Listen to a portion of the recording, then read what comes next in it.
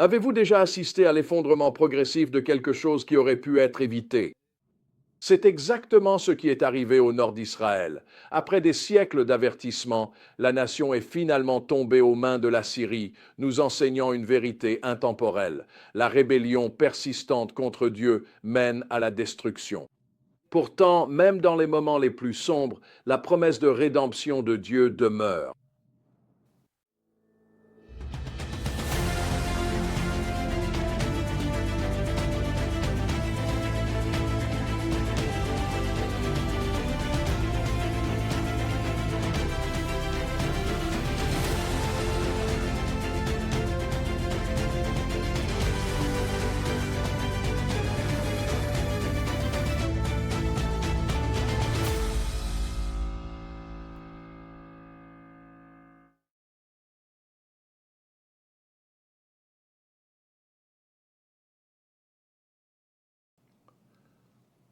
Ce moment historique est déchirant.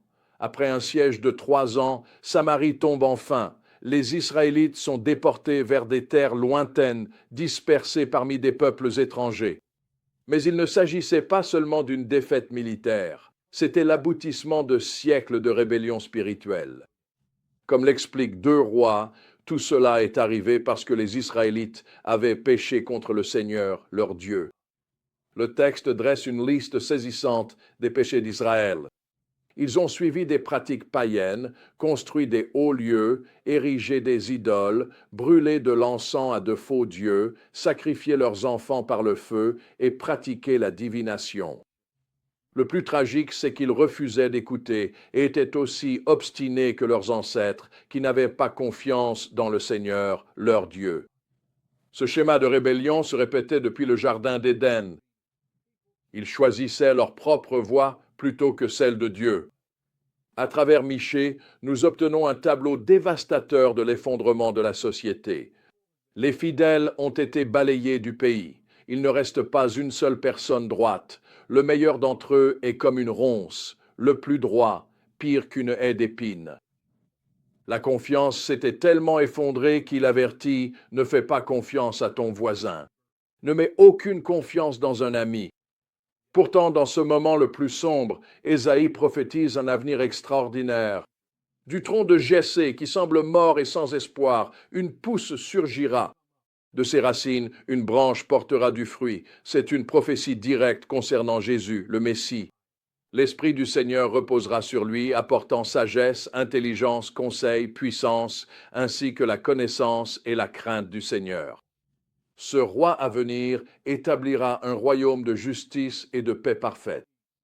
Dans un langage poétique qui continue de nous émerveiller, Ésaïe décrit un monde où le loup habitera avec l'agneau, la panthère se couchera avec le chevreau, et un petit enfant les conduira.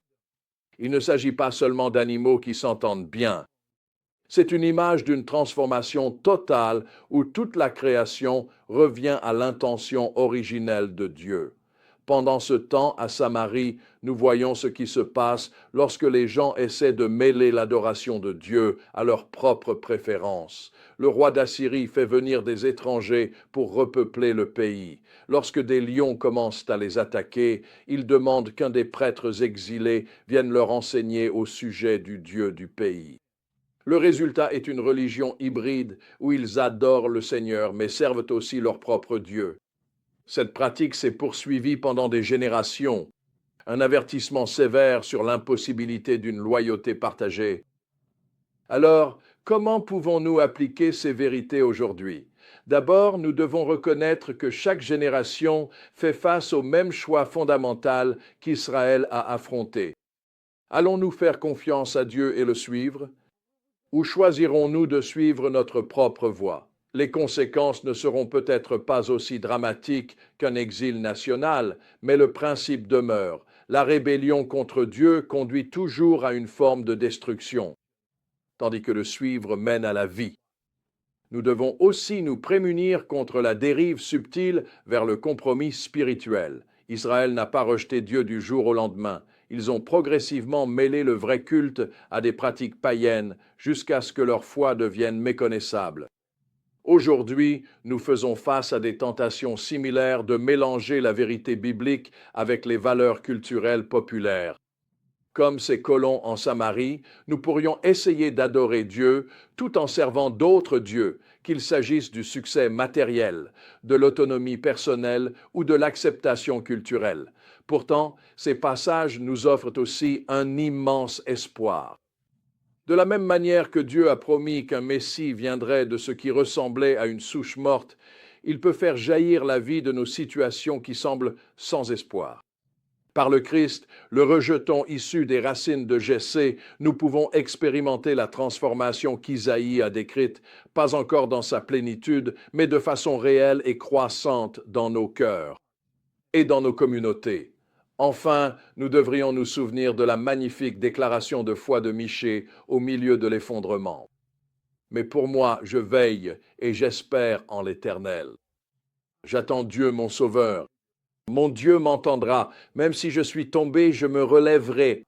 Même si je suis assis dans les ténèbres, l'Éternel sera ma lumière. Il conclut avec l'une des plus magnifiques déclarations de l'Écriture sur le caractère de Dieu. Quel Dieu est comme toi, qui pardonne la faute et oublie la transgression? Tu ne gardes pas ta colère à jamais, mais tu prends plaisir à faire miséricorde. La chute d'Israël du Nord demeure à la fois un avertissement et un encouragement. Elle nous met en garde contre le pouvoir destructeur de la rébellion persistante contre Dieu, mais elle nous dirige aussi vers le Messie à venir, qui transforme tout ce qu'il touche. Par le Christ, nous pouvons expérimenter ce qu'Israël a manqué, non seulement une observance religieuse extérieure, mais une véritable transformation du cœur qui conduit à la vie et à la paix.